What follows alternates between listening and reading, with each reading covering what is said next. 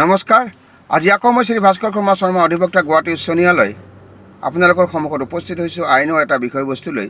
এই বিষয়বস্তুলৈ যোৱাৰ আগতে মোৰ যিসকল নতুন দৰ্শক তেওঁলোকক অনুৰোধ কৰি মোৰ চেনেলটো যাতে ছাবস্ক্ৰাইব কৰি লয়, লাইক কৰে, শ্বেয়াৰ কৰে আৰু কমেণ্ট কৰে। আৰু যিসকল ব্যক্তি অলৰেডি লাইক, শ্বেয়াৰ, কমেণ্ট আৰু লগতে ছাবস্ক্ৰাইব কৰিছে মোৰ চেনেলটো, তেওঁলোকক মই আন্তৰিক ধন্যবাদ জনাইছোঁ। আৰু যিসকল ব্যক্তি বা লোকে মোৰ এই ভিডিঅ'সমূহ চাই আইনৰ বিষয়ে কিবা এটা জানিবলৈ সক্ষম হৈছে আৰু লাভৱান হৈছে, তেওঁলোকে নিশ্চয়কৈ মোৰ চেনেলটো ছাবস্ক্ৰাইব কৰি ল'ব বুলি মই আশাবাদী, লগতে লাইক, শ্বেয়াৰ, কমেণ্ট কৰিব বুলি মই আশাবাদী। আৰু এটা অনুৰোধ জনাম, যিসকল ব্যক্তিয়ে মোৰ এই ভিডিঅ'সমূহ চাই ভিডিঅ'সমূহ যাতে শেষলৈকে চায় আৰু এটা স্কিপ কৰি যাতে নাচায়, তেনেকৈ চালে বিষয়বস্তুটো বুজাত অলপ কঠিন হ'ব পাৰে। কাৰণ আপোনালোকে জানে আইনৰ বিষয়বস্তুবিলাক অলপ জটিল আৰু আওপকীয়া, সেইকাৰণে অনুৰোধটো কৰিছোঁ আৰু আপোনালোকে অনুৰোধটো ৰাখিব বুলি মই আশাবাদী। এতিয়া আহিছোঁ আজিৰ বিষয়বস্তুলৈ। আজিৰ বিষয়বস্তুটো হৈছে আছাম ছাৰ্ভিচ পেঞ্চন ৰুলছ 1969 যিখন আছে, তাত কেনেকুৱা ধৰণৰ শিশুক অন্তৰ্ভুক্ত কৰি লোৱা হৈছে পেঞ্চনৰ ক্ষেত্ৰত।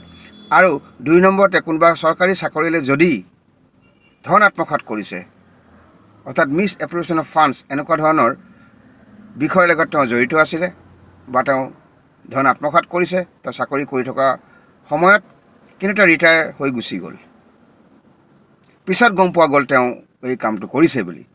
এতিয়া কথা হ'ল, তেনেকুৱা ধৰণৰ চৰকাৰী চাকৰিলৈ পেঞ্চনৰ বেনিফিটটো কণ্টিনিউ কৰিব পাৰিবনে নোৱাৰে। ইয়াৰ উত্তৰটো হ'ল, তেনেকুৱা ব্যক্তিৰ এগেইনষ্টত disciplinary proceeding will be taken against such person under Rule 21 of Assam Service Pension Rules 1969 if such act of misappropriation is known by the authority within 4 years of retirement, and if found guilty, the recovery will be done from his pension by deducting his dearness relief amount. বৰ গুৰুত্বপূৰ্ণ কথা, মন দি শুনিব। চৰকাৰী চাকৰিয়ালজনে ধন আত্মসাৎ কৰিলে, miss এপ্ৰপ্ৰিয়েশ্যন of funds তেনেকুৱা ধৰণৰ বিষয়ৰ লগত জড়িত আছিলে, তেওঁৰ সহযোগত তেনেকুৱা ধৰণৰ এটা ঘটনা সংঘটিত হ'ল, অৰ্থাৎ মিছ এপ্ৰপ্ৰিয়েশ্যন অফ ফাণ্ডছৰ যিটো বিষয়, সেই বিষয়টো ঘটিবলৈ পালে, তেওঁ ৰিটায়াৰ হৈ গুচি গ'ল। ৰিটায়াৰমেণ্ট গুচি যোৱাৰ পিছত গম পোৱা গ'ল সেই চৰকাৰী চাকৰিয়ালজনে এনেকুৱা ধৰণৰ কামটো কৰিছিলে।